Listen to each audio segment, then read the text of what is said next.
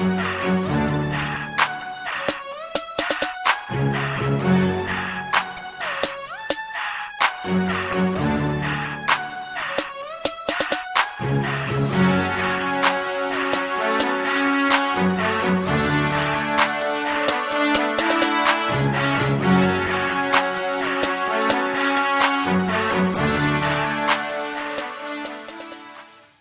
as we look at our Kraken, Bell. So why don't we look at last two games before these two was like, they're tight and disappointing. And then they kept it tight, but they won these two. So why don't we take a look at those?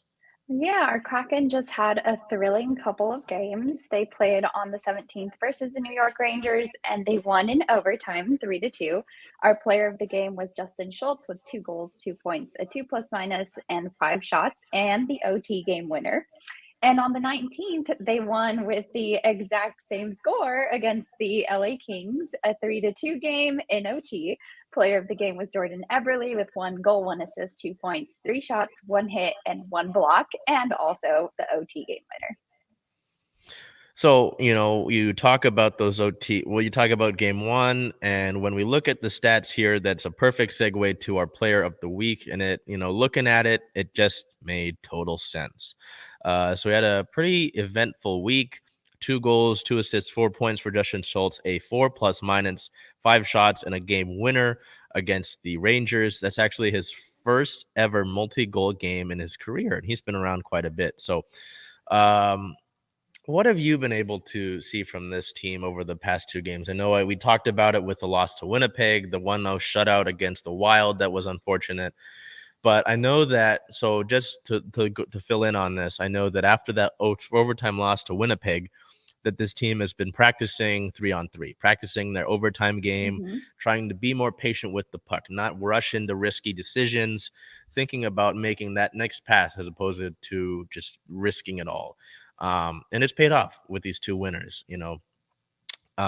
I know that we look at it before these 2 losses again, and you're like, okay, someone said, are they in a skid right now? I said, no, they lost an overtime game, which does get you, thankfully, in hockey, it gets you 1 point still towards your standings. And that's the only reason why the Kraken aren't in second place in their division, because in that overtime win against LA, both teams at least get 1 point.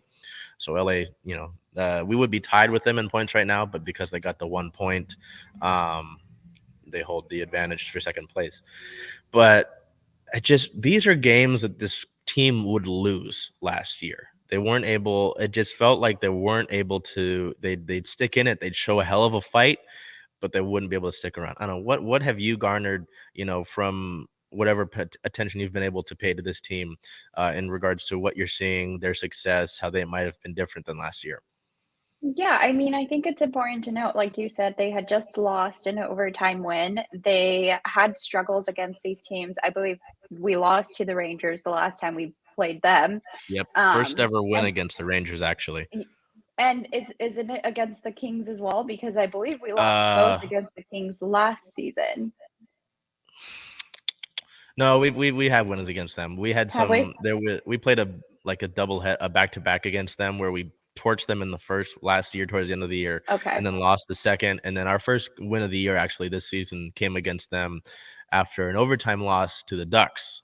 So shows the overtime stuff. But yeah, we Kings with the division, we see them more often. Some struggles, but not too much. But yeah, with the Rangers, that was your first win against them ever.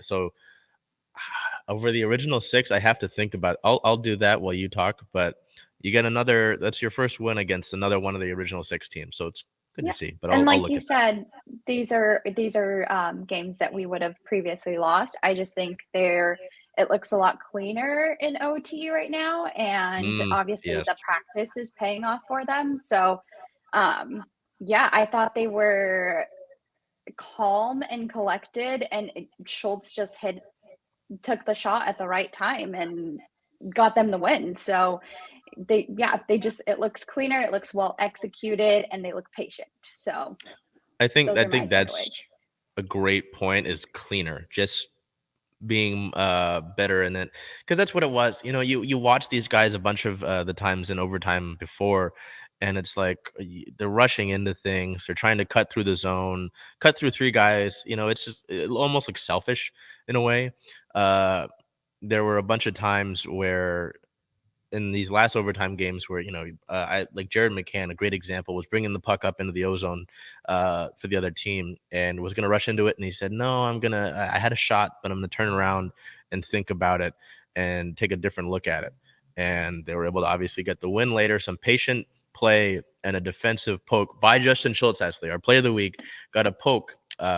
Poke the puck out ahead to Jordan Eberle in that game against the Kings, caused a breakaway, and like that. So I think that's a great word to use, it is cleaner.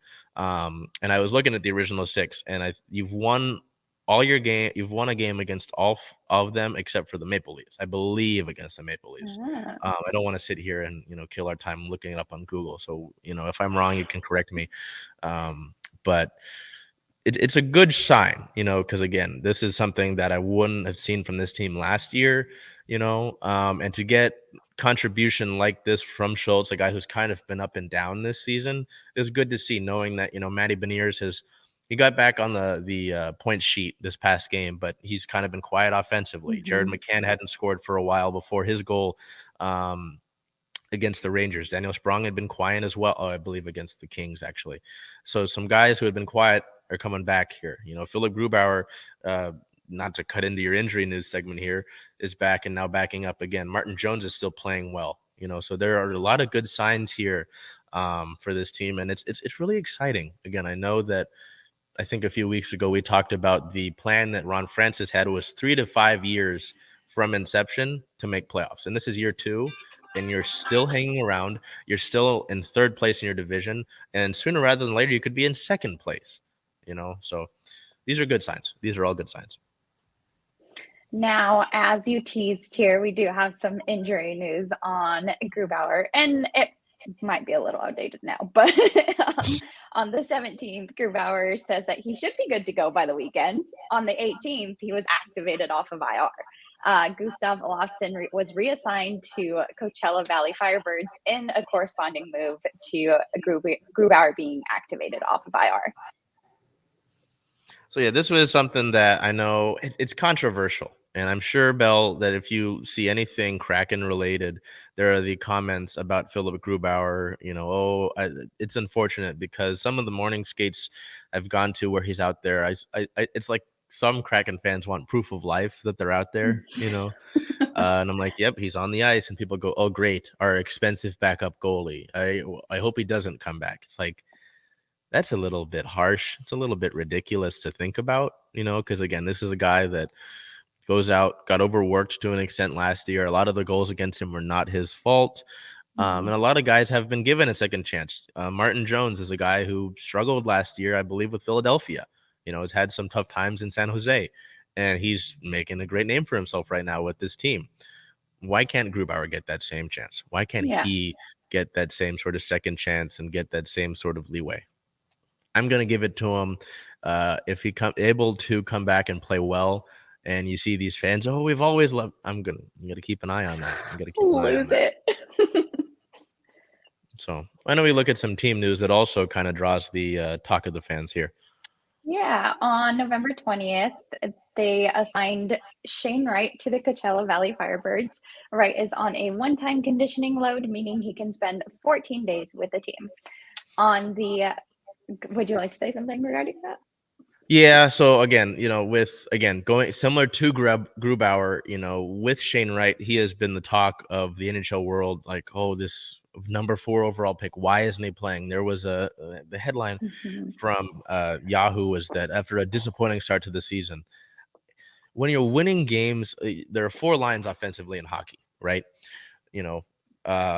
And the 4th line for this team, technically the bottom of the barrel, quote unquote, it isn't right necessarily because they switch lines so often, but technically your 4th line guys aren't necessarily your big stars.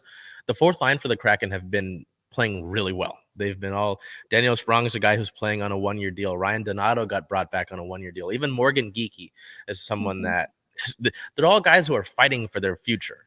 You know what I mean? And they've been playing well. So if I'm winning games, if I have great contributions from Morgan Geekie, Ryan Donato, and Daniel Sprong, Why am I taking one of them out of the lineup? Why would I do that? And Shane Wright is 18 years old. He's a fourth overall pick. I understand that. I know that different rookies around the league are getting more playing time. But at the end of the day, why would you comparatively take it at your own pace? Just take it at your own pace.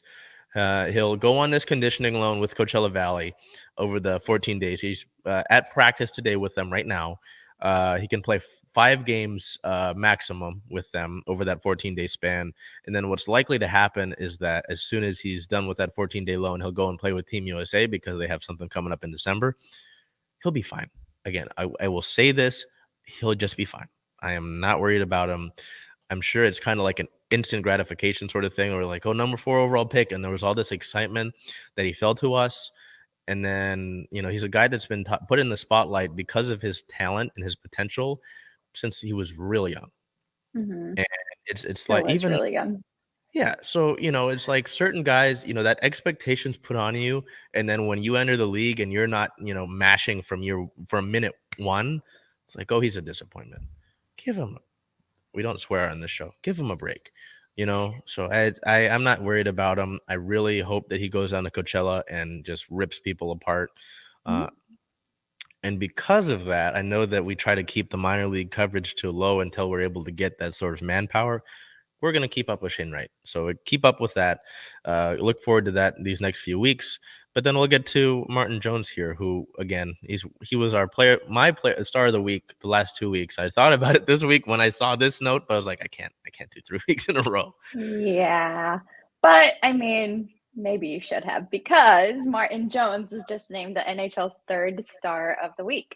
Martin Jones went 2-0-0 with a 1.90 goal against average and a .932 save percentage to guide the team. 10-5-3 with 23 points is where they currently stand, to a pair of overtime wins. So a very good week for him. And yeah, I couldn't blame you if you did go with him for your player of the week. I thought about it, but ultimately I went with someone else down the stretch here. So why don't we look at what's coming up next for these guys? They come up to the end of a 6-game homestand. There's been a lot of hockey. I mean, I got the Team USA hat on from yesterday, and we won't talk. That's technically not in our Circling Seattle Sports coverage. We will have an article for that later. Liv Lyons got great photos on the ice for that. But it's been a long week of hockey. It's been a long weekend of hockey. Comes to an end on Wednesday here, but let's look ahead to and then after that Kings game, Seattle will play 4 straight divisional games, and these next 3 are all up this upcoming week. So why don't we take a look at that? Yeah, so a day before Thanksgiving on the 23rd, they will play the San Jose Sharks. That's a 7 p.m. puck drop. And then they play again the day after Thanksgiving at Las Vegas Golden Knights, and that's a 5 p.m. puck drop. And then on November 27th at Anaheim against the Ducks for another 5 p.m. puck drop. When they say they play a lot of games in hockey, they're not kidding. So we'll keep an eye on that.